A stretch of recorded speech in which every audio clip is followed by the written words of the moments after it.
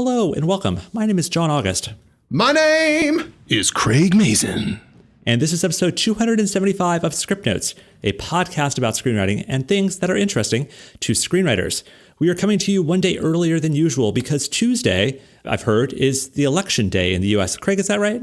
Oh, is it? I don't. They should probably say something about it on the news. I heard a rumor of it, so I thought maybe we get this episode out the day before the election. Also in the theory that some people may be a little bit stressed out about the election and may want to hear about anything other than the election. So we will not talk about the election whatsoever in this podcast. No, I would honestly would love it if somebody could just knock me out until the day after. Just put me under. I can't take this anymore. I can't. I'm sorry. I can't either. So Today on the podcast, we are going to be looking at how movies and TV shapes the English language and how writers should think about their role in all this. And we'll also examine the uncomfortable overlap between rom-com characters and stalkers. Ugh. But first, a reminder, t-shirts. Today, this Monday that you're listening to the podcast, is the very final opportunity to buy one of the two Scriptnotes t-shirts. There's the blue shirt, there's the gold standard shirt. They are both lovely, but this is your last chance to get them. And when I say it's your last day, I mean daytime, because at 5 p.m. today, Monday, Los Angeles time, they are closed forever. You will not be able to buy a t-shirt after 5 p.m. today or on Monday. I better buy some shirts. You better buy some shirts. I think, Craig, we will find you a special friend of the show, Magic co-host discount. I think you'll get maybe 50 cents off. So Whoa. Whoa. I was not expecting that kind of generosity today. Well, I'm feeling very generous today. Nice. But everybody else, you need to click the links that are on the show notes and buy your shirts. Because if you don't buy your shirts, you're going to feel really sad when you're wandering around the Austin Film Festival without a Scriptnotes t-shirt. I mean, it does seem honestly like a lot of people have those shirts on. It's the must-have. It's the must-have wear of Austin. It proves that you're part of the inside crowd. So I want to thank everyone who bought a shirt or two shirts. You guys are awesome. I want to thank people for buying enough shirts that we are now on the Wall of Fame forever at Cotton Bureau as one of the most popular t-shirts ever made at Cotton Bureau. Whoa. You guys are the best. How many, so they made 4 or 5 different kinds of shirts there? They did, yeah. They've made a whole range of different shirts. And our two shirts are both on the wall. Ooh. Again, I'm reminded of this fact that often slips my mind, that people listen to this. There are more than just you or me. So last week we crossed 100,000 listeners My God. in a week, which is nuts. That is insane. And so, God, the amount of money you're making just keeps going up, right? You know, I feel like I should do a blog post that lays out exactly what money comes in, because there's this whole idea that this is a money-making venture. Where do you think that idea comes from? I think it comes from you, Craig. What? So anyway, the t-shirts are a lovely thing. They will start to pay for some of Matthew's time. I like that. That's really what they do. Start to pay for some. I assume that we remain a money-losing operation. Is that right? Or I think we approach break even. It really depends on how much of Itai's salary you want to throw towards the podcast. I see. That's what it comes down to. That really comes down to how much nonsense you have him doing throughout the day. I don't know. There's plenty of nonsense. There's plenty of scaring ducks away from the pool. That's the best job ever. Have you given him a firearm? I have not, but Stuart gave him the best techniques in terms of tennis balls can be effective. You can just go out there and wave your arms, but basically you don't want the ducks to root in your pool because they will stay in your pool, and that is not good for the pool or for the ducks. Yeah, I don't even. The podcast becomes extra relatable when we talk about our swimming pools. Listen, man, I haven't mentioned a thing about that. I live in a very modest home. You really do live in a very modest compound. That rich guy laugh right there. On last week's episode, we were talking about one of our listeners who we believe to be Martin Sheen. We wanted him to do a voiceover for us on a future 3-page challenge. Literally moments after we recorded the episode, I found out that it wasn't Martin Sheen. It was Michael Sheen, another incredibly talented actor, but not Martin Sheen. This is Michael Sheen, who is the star of Frost Nixon, Masters of Sex, the Twilight series. He's great on 30 Rock. He's Welsh. We love him. He's apparently a listener. So we actually have audio for this. So Michael Sheen was on a podcast called My Dad Wrote a Porno, and this is how he came to find out about that show. I think it was one of your previous guests on Thriller. I think it was Rachel Bloom. Right. Who I heard on another podcast called Scriptnotes, which is about screenwriting. Yes. And they do a thing at the end, which is one cool thing. And her one cool thing when she was a guest on it was this. Oh, that sounds interesting. that sounds ridiculous. I'm gonna have a listen to that. He was in Underworld. He was the head of the Lycans. He was the head werewolf. I've not seen Underworld, but come on. Oh, you have? Those movies are good. So the one movie Craig has seen that I have not seen. Well, there's a bunch. Well, of not the one movie. There's a bunch of movies, but Craig, your shtick is that you've not seen any movies. And you've seen Underworld. If you put good-looking people in leather and have vampires fighting werewolves, Bill Nighy as an ancient vampire. Ooh, well, that's pretty great. Yeah, no, plus they have guns. Here's the genius of Underworld. They were like, we like vampires and we like werewolves and we like the idea of them fighting, but we also like the Matrix. Let's do all that. Let's do all that. Yeah, let's do all those things. Do all of it at once. Kate Beckinsale, done. Yes, Kate Beckinsale moving around in like super tight leather. It's great. The whole thing, top to bottom, incredibly entertaining movie series. Super geeky. You're a D&D guy. You would actually probably enjoy the. Oh, and then there's some interview with the vampire kind of stuff thrown in there. It's like 12 different movies that they just blended together in a smoothie. And Michael Sheen, so first of all, sorry, Michael Sheen. That's really embarrassing, although it can't be the first time, right? I mean, he's had this before. No. I mean, better than Charlie Sheen if we confused him with Charlie Sheen. That would have been a little weird. And also, it's not fair because Michael Sheen's real last name, I'm assuming, is Sheen, and Martin Sheen's real last name is Estevez. So Martin Sheen, that's not even his real name, right? So we should have known. We should have known it was Michael Sheen. Michael Sheen is fantastic. He's one of those actors that's never bad. Do you know that kind of actor that's never bad? Because even look, Robert De Niro is an amazing actor. He's been terrible at times. He has been miscast, wrong role, didn't seem to care, whatever it was. He was bad, Michael Sheen, never bad. Do you think Michael Sheen is blushing right now as he hears you extolling his many virtues? Well, I don't know. I mean, is he a blush? I guess, Welsh people probably, they're fair skinned. Yeah, so a little blushing could happen. Yeah, but that's fine. I mean, I think it only shows how great of an actor he is that he lets that emotion come through. Especially when he's the werewolf guy. Yeah, for sure. Oh, so he's a werewolf, not a vampire. Oh, that's a crucial distinction. Yeah, I don't even know how you could have thought he'd be the vampire. He's clearly but I think he's a vampire though in the Twilight series. Oh yeah, he is. That's maybe that's why you thought that. Yeah, maybe. Okay, yeah, maybe. Now I can understand why you would think he'd be a vampire because he played a vampire in an incredibly popular film series. That's how talented an actor he is. He can be both a vampire and a werewolf. He's so much better as a werewolf. I'm telling you. So much better. Well, regardless, we're lucky to have him as a listener, and we're lucky to have our other 99,000 listeners as well. So thank you, everyone who listened and bought a t-shirt. And now on with today's show. All right. So back in episode 260, we implored listeners to stop using the phrase begs the question. You remember that, Craig? I do. We begged them. So we begged them to stop using begs the question because beg the question and begging the question really means to use circular logic. It doesn't mean to raise the question or to invite the question. And my theory, which I have no evidence to support actually, was that the misuse of begs the question probably came from film and TV writers who were trying to use legal terms in courtroom dramas and didn't really know what it meant. And then they started using those same terms in places that really had nothing to do with legal situations. So my theory, which I really can't prove, and I'm not going to do the sophisticated data analysis to figure out when it happened, but my theory is that we are kind of partly to blame for how begs the question has become misused and how it doesn't mean what it kind of originally was supposed to mean.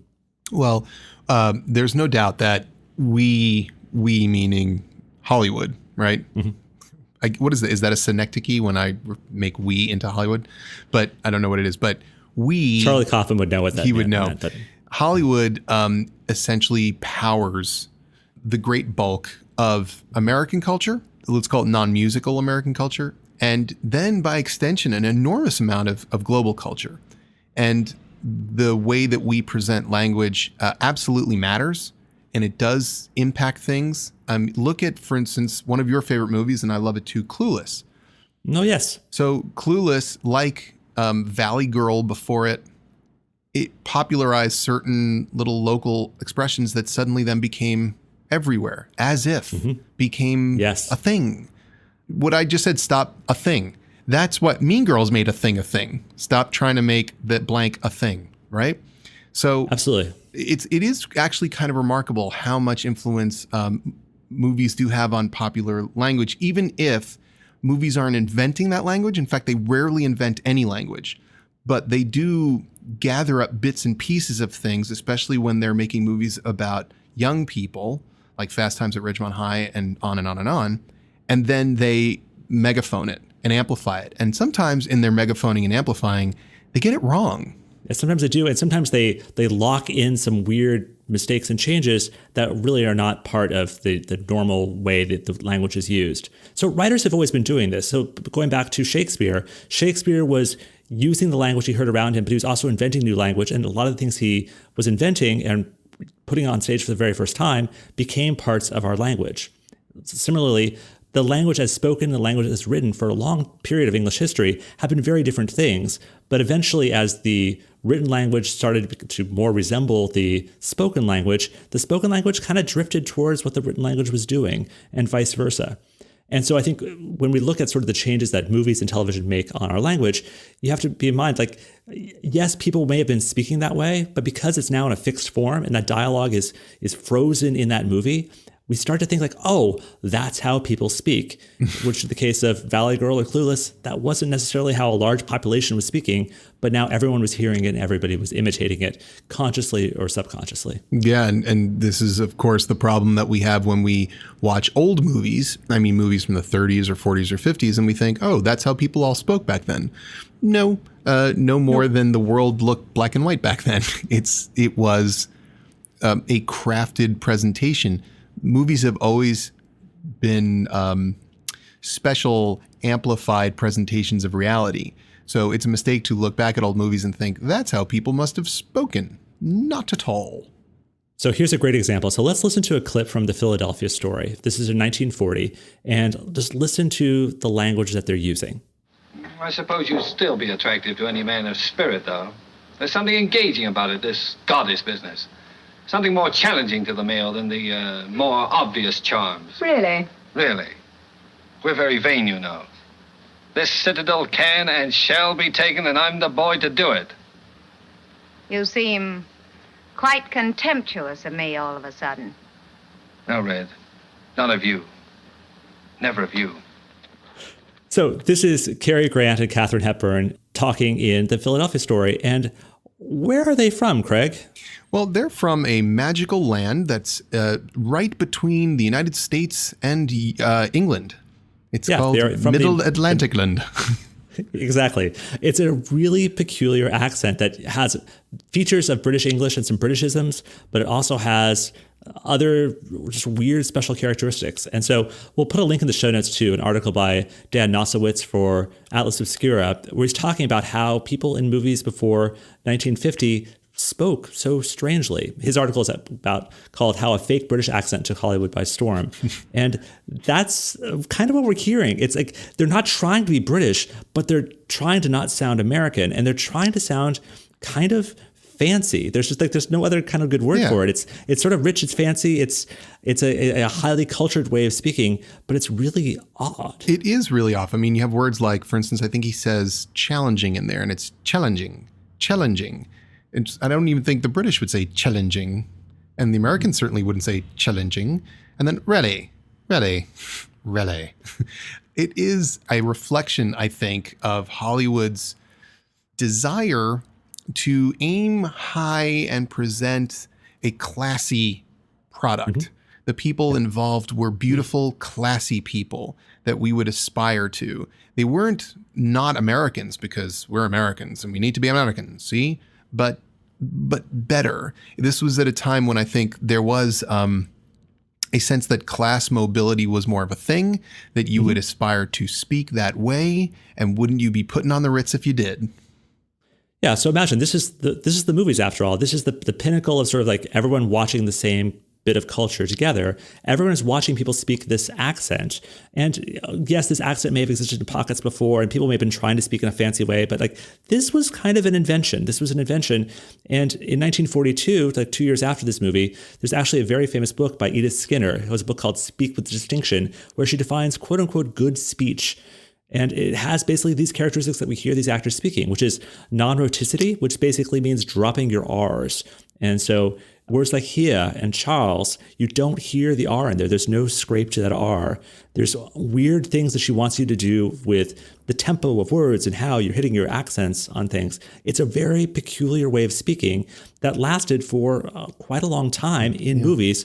Even though it didn't like necessarily break out into the larger world, I think people still aspired to that accent. There was a time before sound came in where acting was incredibly performative. Nobody was meant to be acting naturalistically. If you look at a movie like, say, Nosferatu, everyone is what we would call emoting, overacting.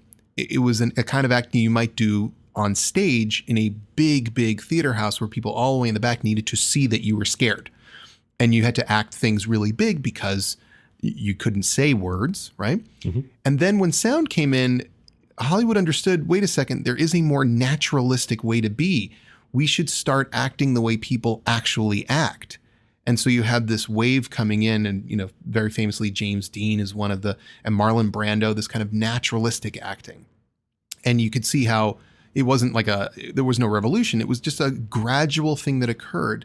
And just as that happened, when you watch the motion in the way people talk, just dialogue and sounds from 30s, 40s, 50s, even 60s, and then by the time you get to the late 60s, it's already disappearing. And you have, you know, you're looking at movies that are heralding the coming 70s era. You look at a movie like Easy Rider, there's no interest in putting on airs. If anything, it's how can we be the most real and normal that we can be? Yeah, and normal is often a code word for authentic. It's basically how do you make it feel like these people are actually really in this space and they are the characters that they're portraying. Which in the Philadelphia story, that wasn't the urgency. It wasn't about like getting the perfect voice for like where that person was supposed to come from. Everyone sort of spoke like they were in this magical kind of movie world. And I think a lot of people kind of wanted to be in that magical movie world. I think this woman, Edith Skinner, she was being a prescriptivist. She was talking about good speech was trying to sound like you're in this kind of movie. So I want to talk about prescriptivism as it relates to sort of language overall and English overall, because I think the greater trend, and I think something we all notice as writers, is there's all these rules which are applied to us that we learned from grade school on about like how English is supposed to work. And many of those rules are really arbitrary. They really are just things that have come down over the years from people who want English to be something that it's not at all. And so this isn't quite our gold standard episode where we talk about like the history of gold as an economic tool, but I want to take a little bit of time here to talk about like why English is the way it is and sort of clear up some misconceptions about how English came to be, because I don't think we've ever done that in our 275 episodes. Well, I just thought it came to be when Americans invented it. Well, we did invent it. We kind of perfected it. I mean, other people had tried, but we nailed it. We just got it done. Nailed it. So let's start with a very short history of English, because I remember when I was in high school, I watched like this, I think it was a Bill Moyers PBS series, which was like the 10-hour version of the story of English. But here's the sort of few-minute version story of English, so you can be a little bit smarter than some of your other friends at a cocktail party. So a root language that most of the languages that we are familiar with in Europe is called Indo-European. And no one actually speaks Indo-European right now, but they can trace it back and they can figure out that it's the origin of English, Spanish, Hindi, Portuguese, Bengali, Russian, Persian, Punjabi. So a huge chunk of our currently spoken languages trace their way back to this Indo-European language. The branch that we ended up on was Proto-Germanic. And so that's Dutch, German, Swedish. And the original English that was spoken in the Isle of Britain by the Angles and the Saxons was very much like sort of how German works now. It had a lot of those. Craig, did you ever learn German? Did you ever take German? No, I grew up fearing Germans. I can't imagine why. That's fair enough. But German does a lot of things. When you first start learning German, you take a German class, they're like, wow, it feels like you have to conjugate everything. And it's because there's declensions on nouns, and nouns come in different cases, and they do a lot of special things. English used to do that, or at least Old English used to do that, the stuff that was spoken by the Angles and the Saxons in the Isle of Britain. So if you look at the original poem of Beowulf, it's Old English, but it's basically unintelligible to us now because it does all that old, difficult stuff. It's written in a language called West Saxon. And so the nouns, the adjectives, the pronouns, verbs, everything has these special endings and forms. And so if you've taken other languages, you know that in Spanish or in French, you have to modify the ends of words to match up with things. Yeah, I hate that. Yeah, isn't it so rough? Like it's all this extra work. And basically, we used to do all that in English, and then we just sort of stopped. The reason we stopped is probably mostly because of the Vikings. Thank you, Vikings. Thank you, Vikings. So Vikings spoke a language that was sort of Old Norse, which was very much, it was one of the old Germanic languages, but they had different endings on their nouns. And so when they came to Britain as adults, they were trying to speak this language that was being spoken here, and they could sort of do it, but they couldn't do it very well. They were just too dumb. They were literally too stupid to learn the language. They were like, we're not learning your language, we're changing it. It's too hard. So as someone who's currently living in Paris, I have so much sympathy for the Vikings because I spoke some French before I got here, but a lot of the parents at my daughter's school showed up here like not knowing a word of it. And it's really tough as an adult to sort of get up to mastery in things. So you end up sort of just like getting by. And I think that's probably what the Vikings were doing is they would show up as adults and like, okay, we're getting by. Yeah. And what they basically did is they were like ordering at a restaurant, but they didn't quite speak what was there, and everyone could understand them, but they couldn't quite make it all work. I'm not sure that's what the Vikings were doing, but okay. Yeah.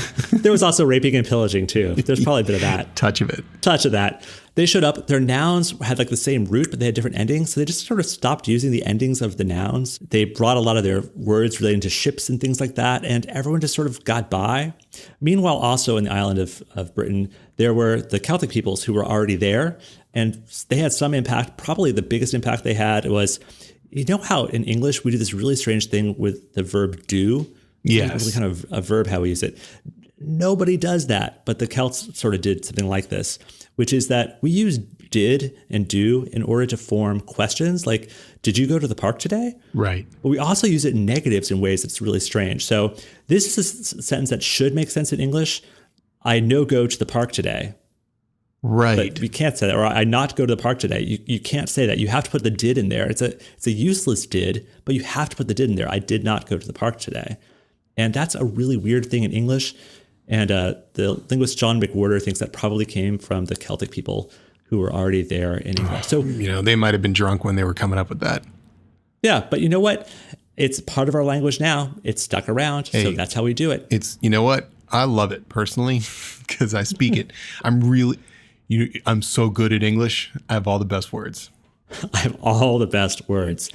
Well, our best words came from the French. So the Norman invasion of the island of Britain happened in the 11th century, and they brought in all their words. In a lot of cases, we had the same words already, kind of from the same roots, but then we ended up using the French words as well. And so we didn't quite double our vocabulary, but we got a lot of like duplicate words. And so that's why in English, we have both the word royal and the word regal, which are from the same root, but we sort of got both of them. And hey, bonus words. So the French was the last sort of big impact of like new words. Then the 15th century, we start with modern English. We start with printing presses. We start with the King James Bible. There's the great vowel shift, which I barely understand, but essentially all of our vowels shifted sort of one notch on the loop of vowels. And it's part of the reason why all of our spelling is so strange, because we used to pronounce things very differently, and we used to pronounce things the way that they were kind of written down, and everything just shifted because our vowels shifted and the letters that we pronounce shifted as well. Yeah, you end up with these bizarre cases like, was it Ogden Nash who famously said you could spell the word fish G-H-O-T-I? Yeah, it's so great. So let's see if I can remember it. So it's the G-H from enough, right? Right. The O from... That's the tricky one. I don't know what O sounds like an I. Women. Oh, you're absolutely right. Yeah. And the TI is the TI in like question in a lot of those words. Exactly. So that obviously is bananas. And I was talking to somebody who, I can't remember who it was or where he was from, but English was not his first language. And I said, is it hard to learn English? Because everyone across the world, you see people learning English. It is becoming the most global language. And he said, in his experience, it was actually quite easy because there were so many quirky things. So you understood like, oh, that word just sounds like this. It's not like I have to, continually apply certain things. Like it's easy for me to learn the word women because it's just distinct. It's women. That's it. Boom, done. Yeah, done. And no feminine or masculine or things like that. Well, yeah, there's a lot of simplifications that happen. So we lost our genders on all our nouns. Great, helpful. Great. So we also basically stopped conjugating at all. So we conjugate the first person plural. And so I speak, you speak, he, she, it speaks. Right. And then we speak, you all speak, they speak. So it's only that third person singular. How great is that? Yeah, so simple. That would turn, like I took French in high school. That would have been, that's like 3/4 of it is gone because you're not conjugating. And then, oh my God, it's not enough that you have to conjugate everything. Then there are the irregular conjugations. And then there's the imperative conjugations. If I want to command somebody to speak, I say, speak. Yes. It's it. It's as simple as that.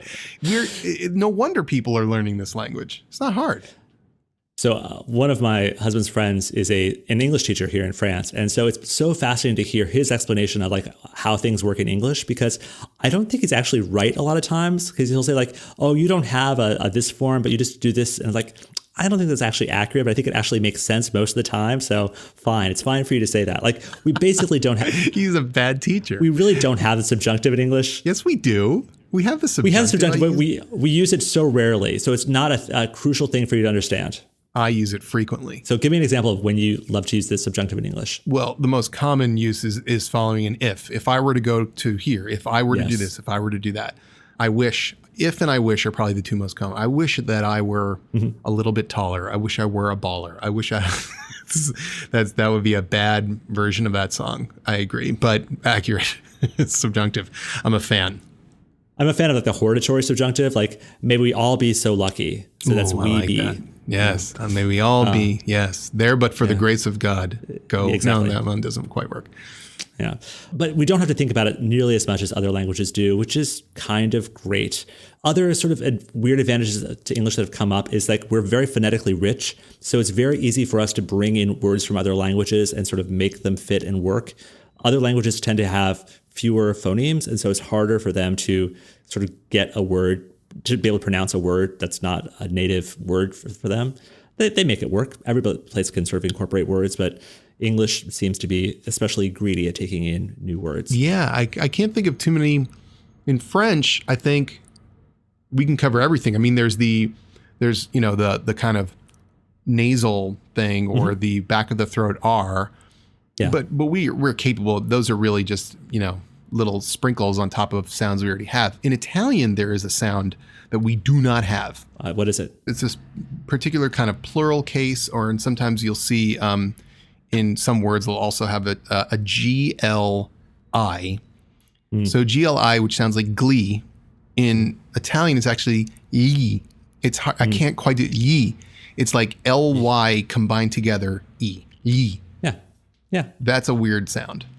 Yeah. So we're not perfect. We don't sort of have everything, but we have just a huge range of things. And so even as I listen to some adults here mispronounce things in French, I want to tell them like, no, we really do have that sound. You're just trying to apply the wrong vowel for that. It's like, right. Just like your goatee fish example, like we really do have that sound to make that. You're just thinking of the wrong letter for it. And if you could think of the right letter for it, you'd make it be able to work. Mm-hmm. But English has some significant downsides. I think it's worth pointing out what's not so great about English.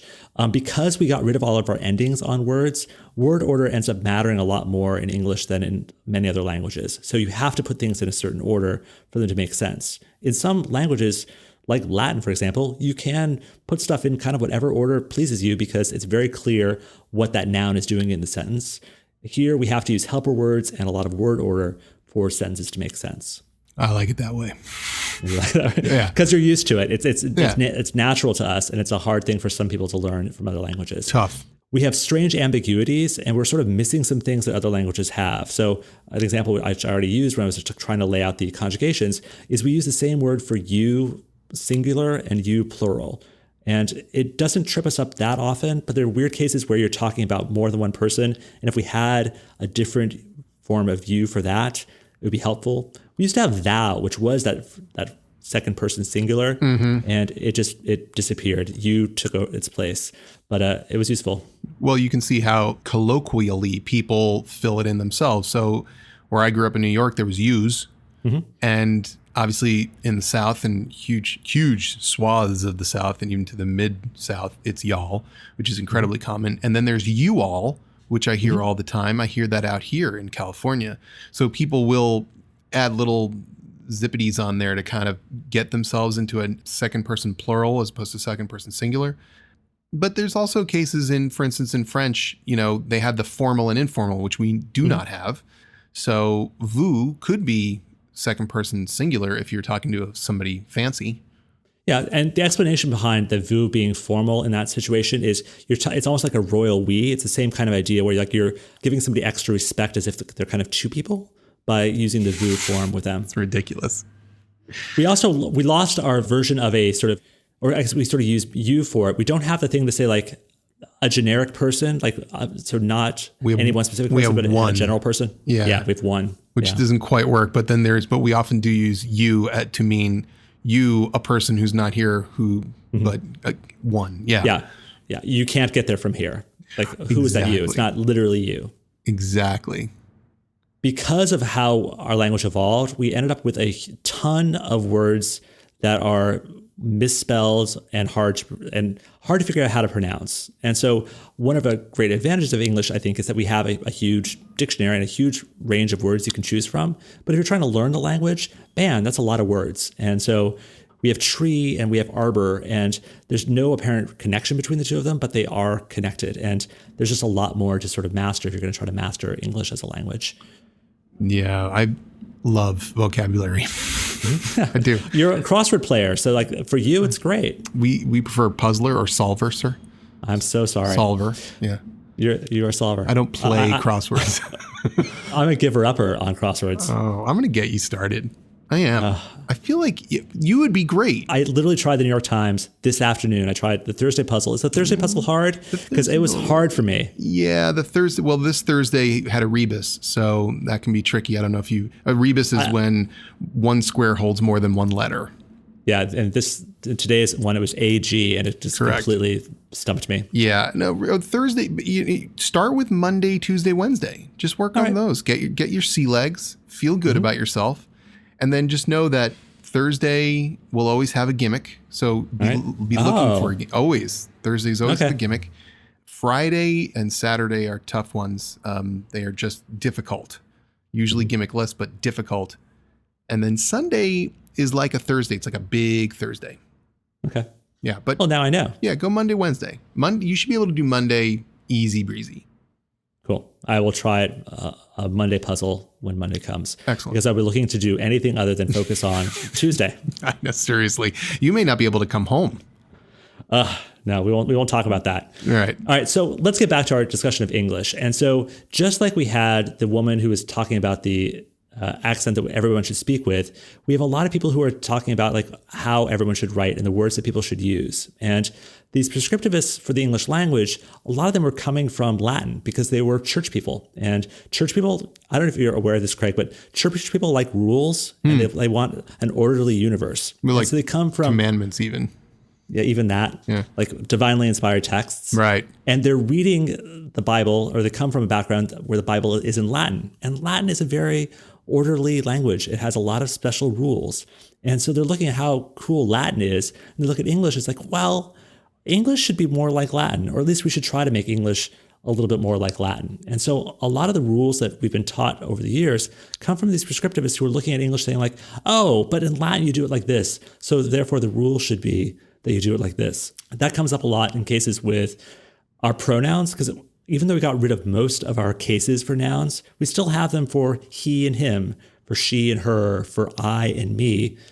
A lot of the rules you see people trying to apply to English come from Latin, where they're trying to say like, oh, well, this is how you do it in Latin, so you should do it this way in English. And when we mess things up in English, or when we are chastised for things in English, it's often because people are looking at how we should be doing things because they were done a certain way in Latin. Yeah, there is I will freely admit that I'm a grammarian. And the joy of grammar for me is not one of any kind of metaphysical superiority. There is no significance in and of itself to grammar. The joy is in the fastidiousness itself. It is a joy of joyfulness. I am begging the question here.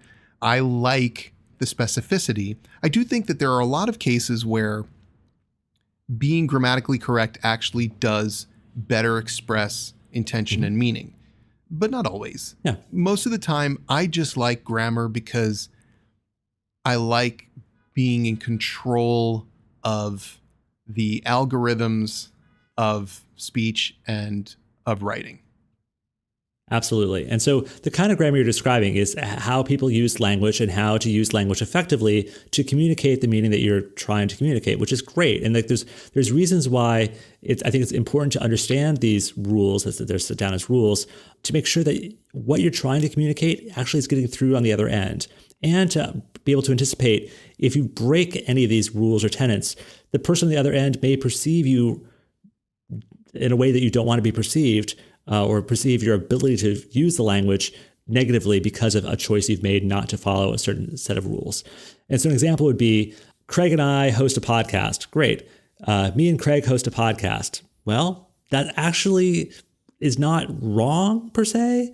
There's lots of good defense for using me as a subject in that case, but most people would say no. And if you're going to do that, you're going to have to be aware that people are going to assume that you've made a mistake there. Yeah, it's a signifier. I mean, what we often look at with grammar is a signifier of education. Yes. And the thing about me and Craig host the podcast, I mean, my sister texted me the other day. She's a brilliant attorney, and she wrote, me and this other guy did a blank, blank, blank. And I understand when you're casual and when you're texting, when you're chit-chatting, it's totally fine.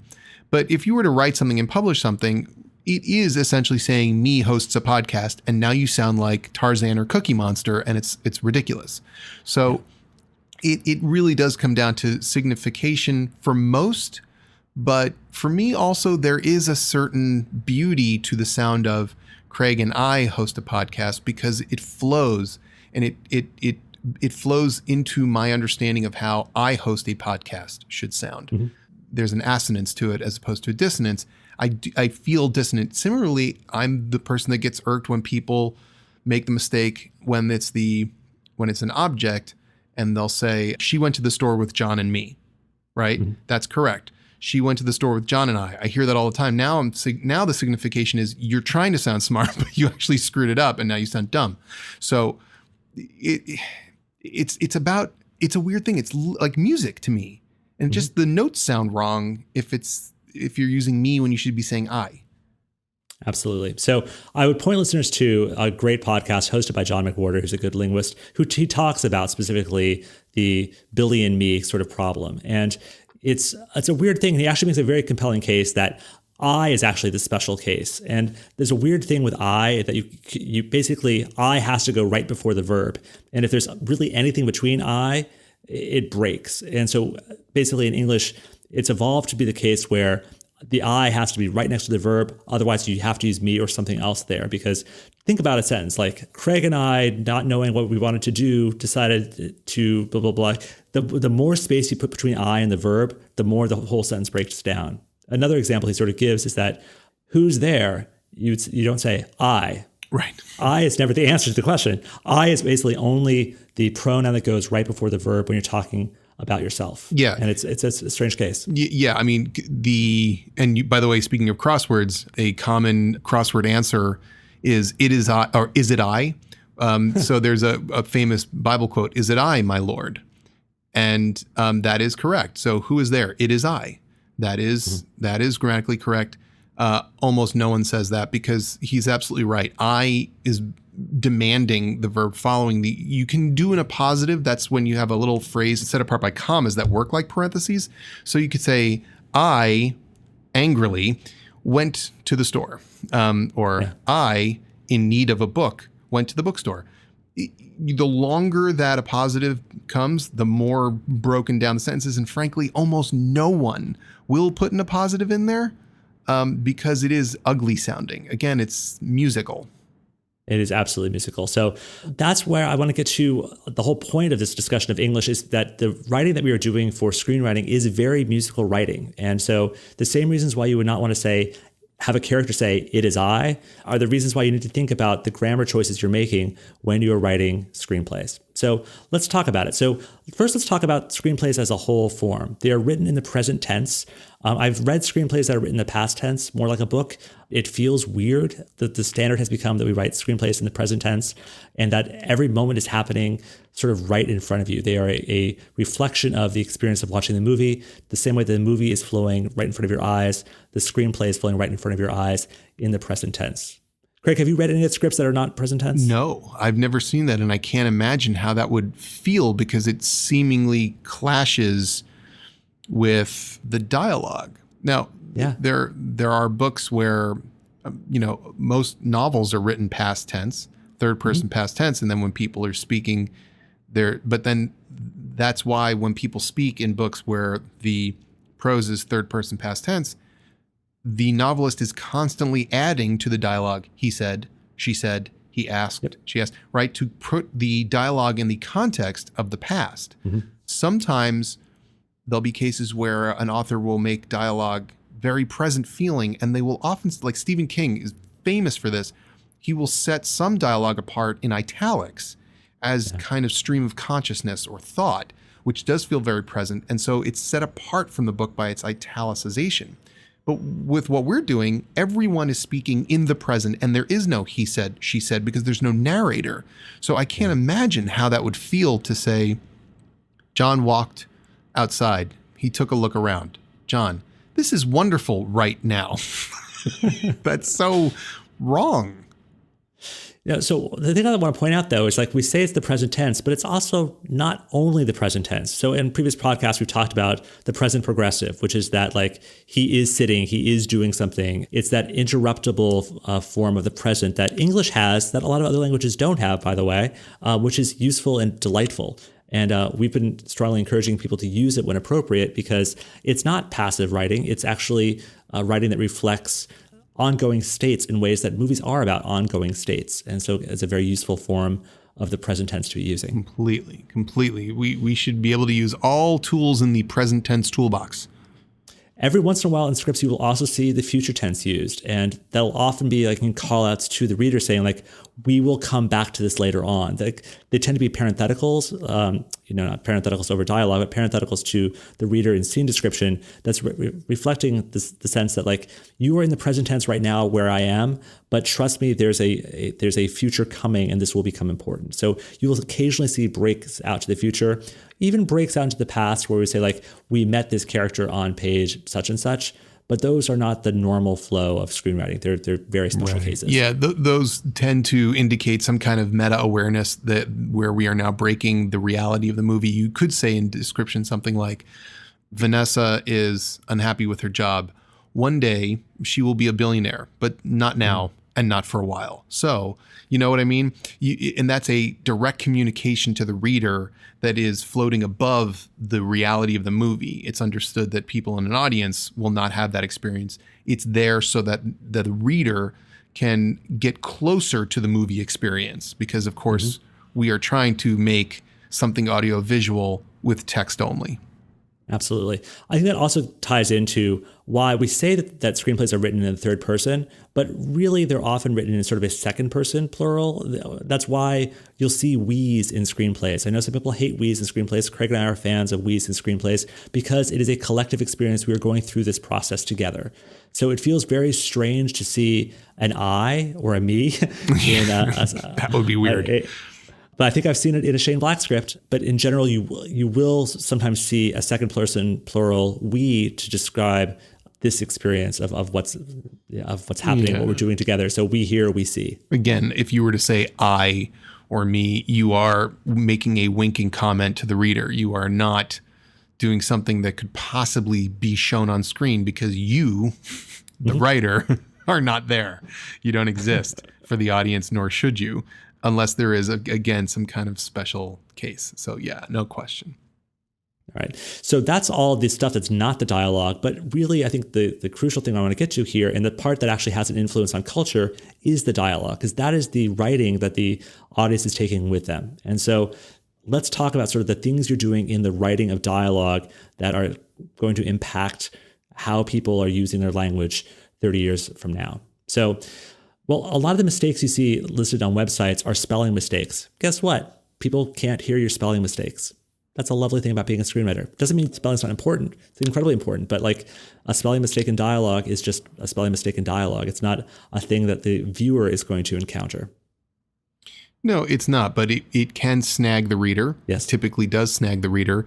So as the writer, I think you want to spell things correctly, not for the audience, but for the reader, so that they understand that you are, well, here's the illusion that you're creating for the reader. Mm-hmm. As opposed to the mega illusion of a movie for an audience, the mini illusion for a reader is that you, the writer, are in complete control of this story. Yep. Every word, every moment has been carefully designed with intention and purpose, and that they're in good hands. And when something is misspelled, particularly when something is misspelled in a way to indicate that the writer just didn't know the real word, they stop and think, oh, this person is not that smart, or didn't take the time to proofread, or literally doesn't know what a word means. And that can get shaky for you. It hurts the read.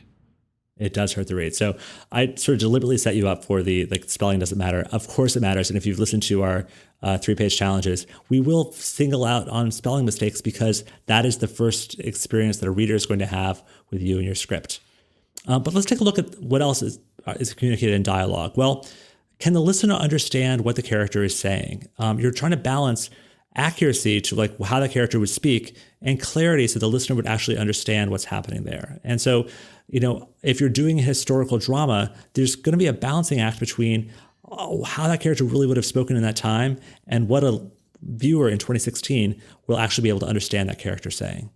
Correct. We had a 3-page challenge where somebody was faithfully reproducing Jim's dialogue from Huckleberry Finn, and the problem was it was unintelligible, essentially. Yeah. And what may have been intelligible to readers in the 1800s, no longer so the case here for a reader of the screenplay. I mean, in English class, you have a teacher working you through it, but we don't want to make a screenplay work. We want it to be something that is absorbed freely without effort by the reader.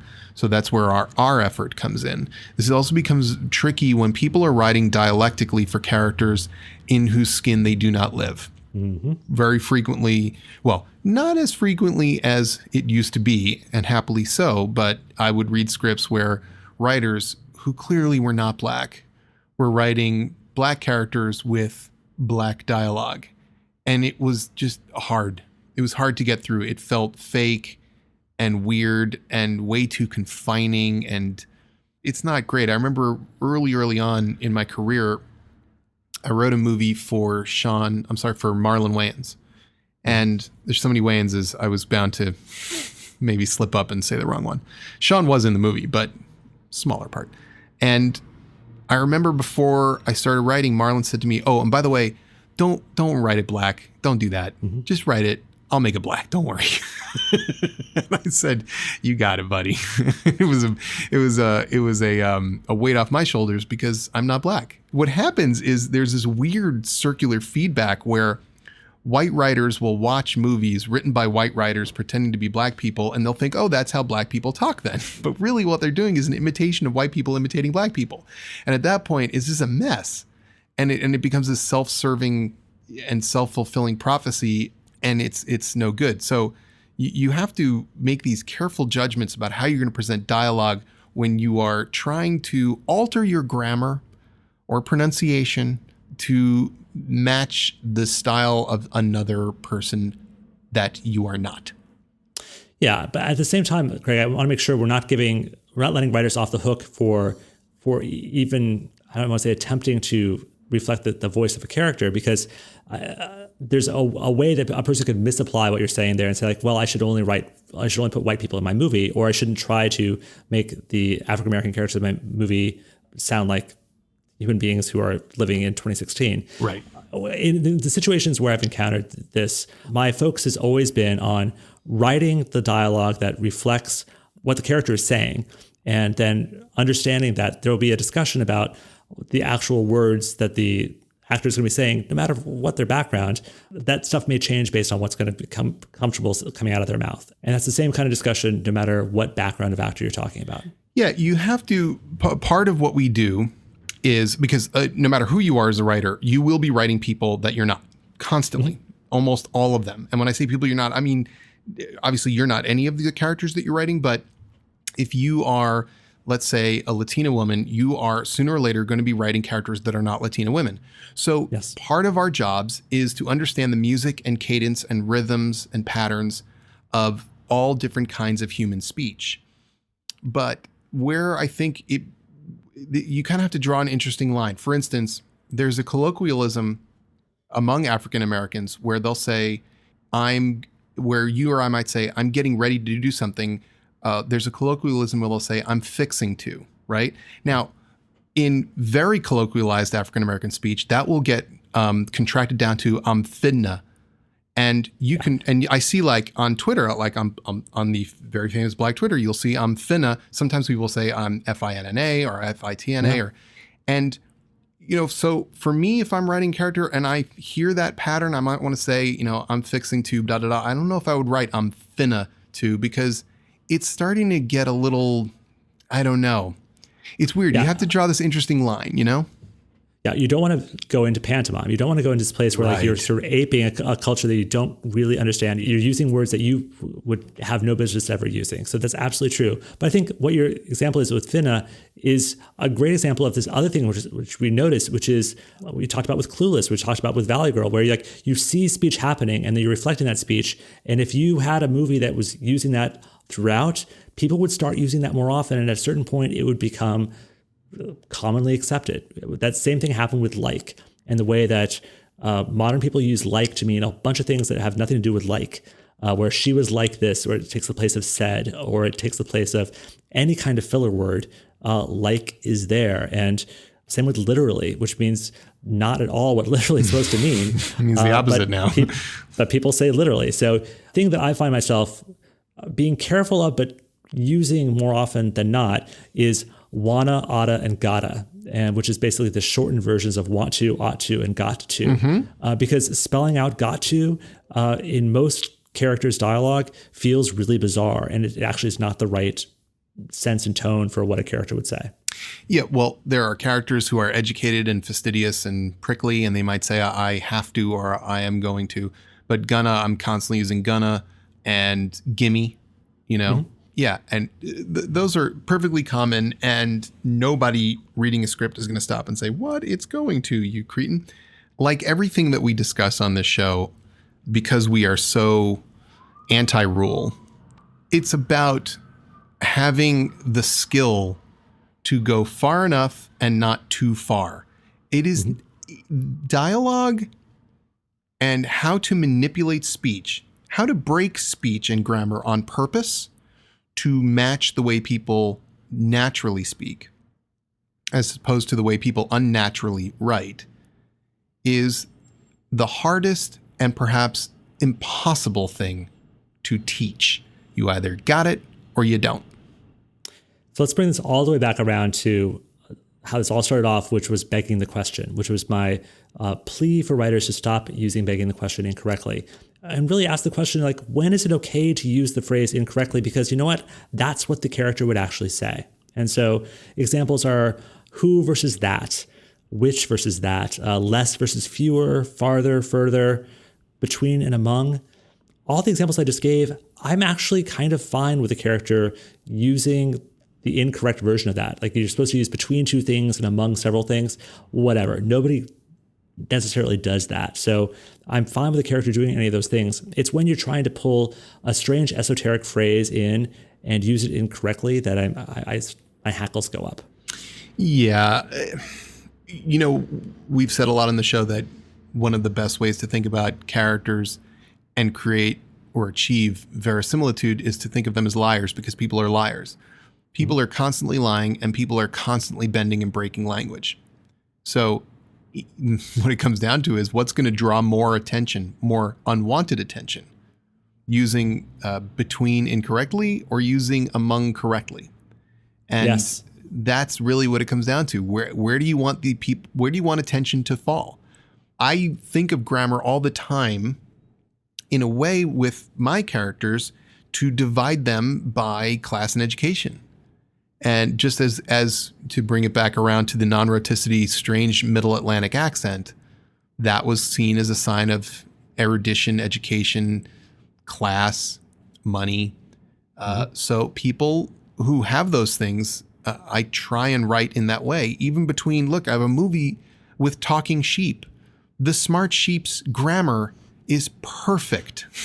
It's perfect. She actually, she corrects somebody who says, who, asked the question who, and she says whom, because of what it refers to. The other sheep just speak. And some of them have terrible grammar, but she's the smart one. She has excellent grammar. So that's how I think of these things. When you're talking about how to write characters in relation to grammar, the tricky part for writers is you can't manipulate the rules and break the conventions and differentiate between characters based on how they speak if you don't know the rules. Absolutely. And in what you just said there, you used you as the form that does not exist in English. That's right. That's English for us. If one does not know the rules. Our language is crazy, but it's good. I love it. Yeah. Our next topic will be shorter. This is an article that you posted in the outline called what was the actual real title of the thing? It's called How Romcoms Undermine Women by Megan Garber. This is an article in The Atlantic, and it runs through something that I think has probably occurred to all of us. Yeah. As you know, there's a convention in romantic comedies that a boy is in love with a girl, and she is in love with somebody else, usually the wrong person. Mm-hmm. And he is the good guy that if only she could see how wonderful he is and how truly he loves her, she would be in love with him. And he tries and it's not working. And somebody at some point says to him something like, if you want her, you got to go get her. And so he does some grand romantic gesture, like, for instance, showing up at her house and holding up a boombox in front of her window and playing, a wonderful song, or showing up at the airport where she's about to leave the country, or showing up at her workplace to sing a song, or showing up at her home to show her the cue cards with his devotional written on it. But the point is, he's showing up somewhere he's not supposed to be and doing some big thing. And in real life, that makes you like a creepy stalker. And so the question is, are we teaching this really bad thing to people as normal? And the hard part is, I think that, well, I'm kind of curious what you think, but my personal feeling is that these things do happen in life, rarely, but they're not stalkery if they work, and they super are stalkery if they don't. So it's kind of a weird thing. What do you think? I think it is absolutely valid to point out the trope of it. And we'll put a link in the show notes to the TV Tropes Guide to Stalking is Love, which is basically all those situations in which someone's calling out, like someone's love behavior is actually really kind of stalking and a little bit crazy. Another recent article was about how to talk to a woman who's wearing headphones, which was such a great example of like this sort of really clueless male behavior and just like really offensive. And yet we would sort of get a pass in movies a lot, which is not cool either. So I think sort of like the discussion of language, it's one of the situations where screenwriters are culpable to some degree for perpetuating these ideas. And yet I agree with you that they're out there because they also do sometimes exist. The thing which I disagreed with, or at least a shortcoming of this article to me, was that I don't think she recognized that the female characters in romantic comedies also do these kind of things as well. So correct. You look at Rebecca Bunch in Crazy Ex-Girlfriend, you look at Nancy in Tess Morris's movie Man Up, they are deceiving the men around them. They're doing things that are not good or appropriate and things that would seem like a a dangerous person would be doing if they were not in the genre of romantic comedy. So I think it's troubling. And maybe it's just a thing to be aware of, the same way we should be aware of the messages we send out with our action movies and with all sorts of other genres of movies, where we portray a world that is not accurate and which, if these things happened in the real world, would be hugely upsetting. Yeah, I think actually audiences are very good at understanding that movies aren't real. I do. Mm-hmm. If you were to make a list of things to write about of concern that audiences were taking seriously, I think far before you got to, Lloyd showing up and holding up a boombox, you would get to people shooting each other in the head. Now, we do have a bit of gun violence going on in our world, no question about that, but certainly not to the tune of what you see in movies. Fist fights even. There's constant fist fighting in movies. I've never been in a fist fight in my life. Never. Not once. It's true. People break bottles over heads, which you should never do. It's it's a horrible thing. Head injuries are terrible. You'll kill someone. You'll kill someone if you do that. People are breaking chairs over each other's heads. They're punching each other in the head all the time. In the head. Car chases. Have you ever been in a car chase, John?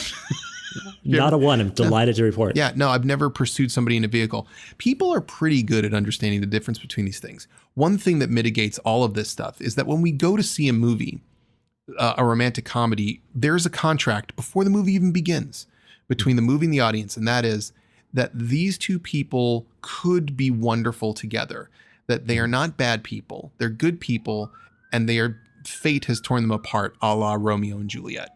The enemy, in a weird way, is not the woman who's resisting stupidly this man's advances, nor is the enemy the man who is perhaps going to somewhat extreme measures to get this woman to see how wonderful and deserving of love he is. The enemy is fate. Mm-hmm. Fate is gotten in the way. Now, occasionally you'll get a romantic comedy where it's the anti-romantic comedy and, they don't end up together, and that's fine too. But that's our understanding of these things. That said, the problem with the romantic comedy stalking behavior is similar to the problem that I think people have in real life anyway, men and women, which is, what is the line between being passive and a quitter and being obsessive and stalkery? Yeah. It's a hard thing to navigate. Courtship is difficult. Yeah. The lesson we learned on today's Scriptnotes. I don't know that I have more to say, other than I think it's useful to be aware of it, be aware of it as a trope. And if there's a way to hang a lantern on it so it's clear to the audience that you're in on this, the troubling aspect of this behavior too, maybe do that. But I agree that we don't go to movies necessarily for lessons about how to date and marry. We end up taking them in just the same way we take in language by accident.